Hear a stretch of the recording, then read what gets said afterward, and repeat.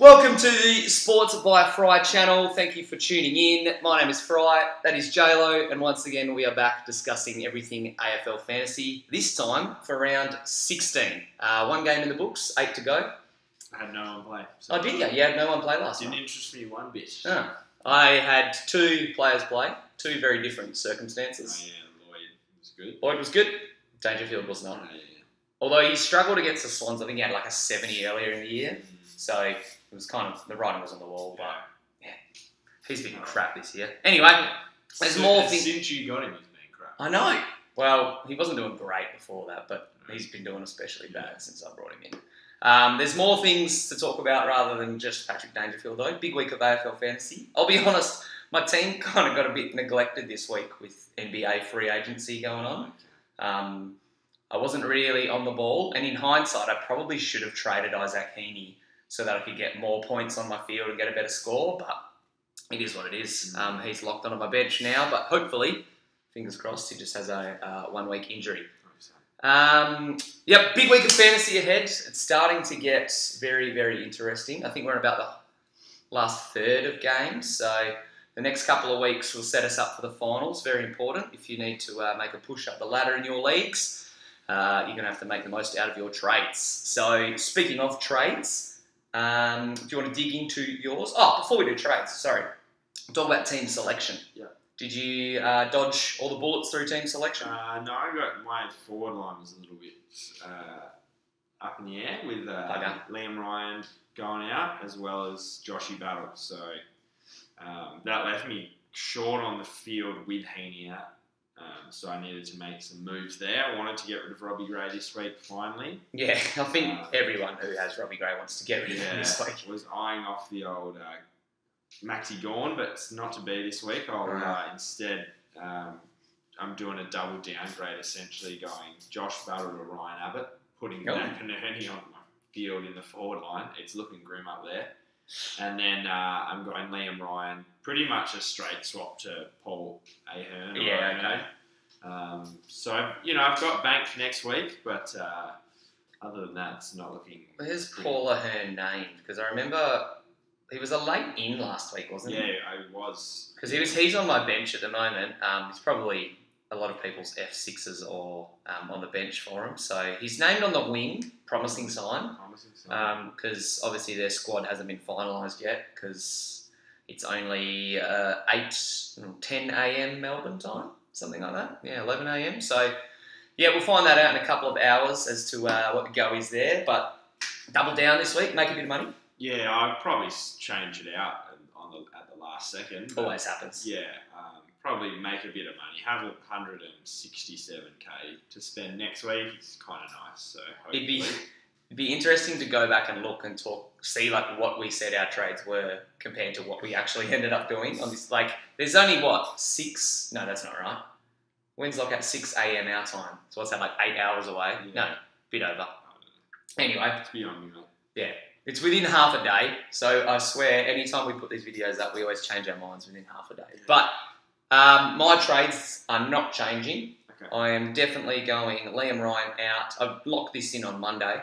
Liam Ryan out to Sire, the Collingwood bloke, who I think was named on the ball, and with Treloar out should play a ton of midfield minutes. Yeah, got there eventually. So yep, he comes in. He'll probably play on my field, he or Giro. I think I'm leaning towards him though, only because Heaney's out. And then my other trade will be Robbie Gray out, finally. Yeah. I wanted to get rid of him for like 6 weeks, and I flagged it, but anyway.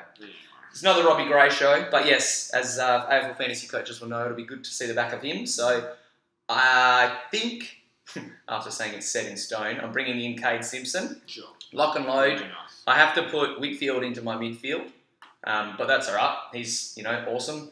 So it's not like I have to field another rookie by trading Gray out or anything shitty like that. So lock and load with Cade Simpson should be good. I'm a little bit sceptical.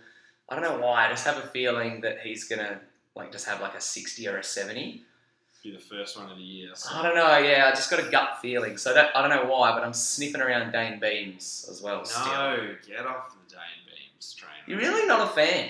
I just don't. I don't. Other than Zorko up in Brisbane, I don't trust anyone. I don't think Steph Martin. Yeah, like I just... It is tough to trust the Brisbane Bucks. I just don't trust him at all. So that's why I wouldn't go near him. You could almost say the same thing about Zorko. He hasn't been doing it this year. Well, he did early on, I think, from memory. But yeah, he hasn't been. I think that was a personal thing. I mean, Beam's been good. I just don't trust him. I don't know. There's something about him. It just doesn't intrigue me at all. I'm all over him at the moment. So yeah, it'll be Robbie Gray out. It's just a matter of if it's going to be Kade Simpson or if it's going to be Dane Beams. A few other fantasy things. There's a couple of team selection moves that most coaches would have had these types of players. So Bailey Rice, the Saints bloke, has been dropped, and Logan Austin, the other Saints bloke's come back in. I traded, I think, Austin out last week, maybe the one before. Okay. So picked the wrong one there. So it's almost getting to the point of the year though where your D8 or your F8 doesn't really matter.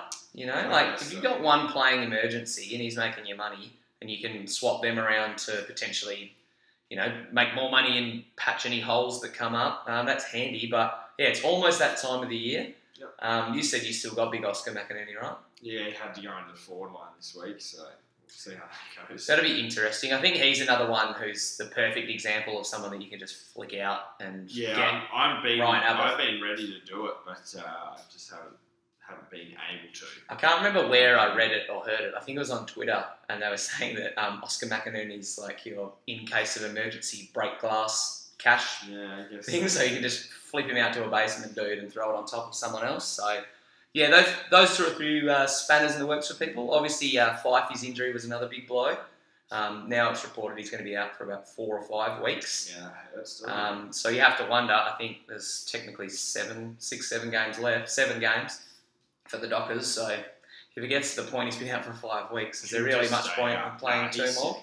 Surely. Yeah. Another Docker, Sandilands, is out apparently now for up to 2 or 3. So, again, there's only another month of footy, so it wouldn't surprise me if he went on ice or maybe even called time. Sean Darcy, waffle bloke. Yeah.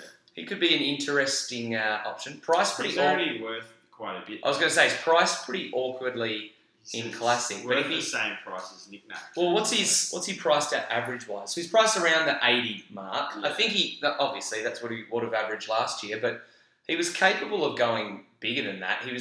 Looked like he struggled to find his feet a little bit early, but he was always whacking out hit-outs. Well. Yeah, and it'd be very interesting to see his run home against the rucks and stuff, like which ruckman he was going up against. But definitely a draft option. Probably pretty ballsy to pull the trigger on in the Classic, but sometimes you've got to risk it to get the biscuit. Steph Gone Ryder, who's the Bell Chambers. Doesn't matter. Yeah. Doesn't matter. Steph Gone Ryder's not. Although Cruiser. Then doesn't he have Gone this week? Next week. Oh, who's got the D's this week? No idea, mate. All over the shop. Anyway, that's all right. That doesn't matter. Oh no, sorry, it's gone this week. Sorry, I'm 1 week behind for some reason. I don't know why. Yeah. Righto. Yeah, right. I thought we played the D's. As you were. So yeah, it'll be interesting to see how Darcy goes. Hopefully, Big Maximus has another massive score. Yeah. Anything else fantasy-wise you want to touch on? No, pretty quiet. I am interested in sort of in some sideways moves through my midfield, which is complete, but I'm thinking I wouldn't mind saving some money in there and dispersing it elsewhere. So I'm thinking next few weeks, if all goes to plan, I would like to sort of shuffle for that to happen. Get some of those 550ers. Or maybe slightly higher than that, 600ers. Yeah. Have a big upside into my midfield. I was going to say the 600ers are probably the smart play. And you could probably go, I could go Patrick Dangerfield down to Crouch as an example. That's right, yeah. And make some money. Yeah. Although Matty Crouch apparently has a fractured or busted hand. We'll still play. Yeah. We'll know if he's going to be a laid out. So if you've traded him in this week, which quite a large number of coaches have done, and I'd consider doing, then make sure you just keep your eye on the last, 20 minutes before lockout, because if he gets dropped late because of this injury, that could ruin your weekend. Sure. I'm expecting this week. I don't know why. I've just got a bad feeling. Yeah, I don't have a good feeling at all. And I have no idea why, but it's so weird. Last week I had a good one. This week everyone had a good one last week. Well, I actually didn't have that good of a week, but I expected it to be good. Yeah, most people I think benefited pretty good from a full 22 out of the buys last week. But yeah, be very interesting. Some weird games as well. You know, like a couple of the teams that are around the middle of the table, and you're not really sure if, you know, because the result of the game, as much as, you know, it really does play into fantasy scores. If, I don't know, let's say Collingwood go out and spank the Bombers. Oh, of course, yeah. Then, you know, Merritt could get a 60 or definitely. Guelphy could get a 35 or something. So, yeah, there's a couple of danger games for mine. Totally. The Roos Gold Coast one is just one that I will not be watching, but could be a very similar kettle of fish. Yeah. There are trade moves this week. Thanks for tuning in. Lots of important Sports by Fry stuff going on, so make sure you check out sportsbyfry.com. Articles are plenty. Check out the social media. Give us a rating and review on iTunes so that the podcast goes up the rankings. Thanks for joining, J-Lo. Until next time, good luck this round. Peace.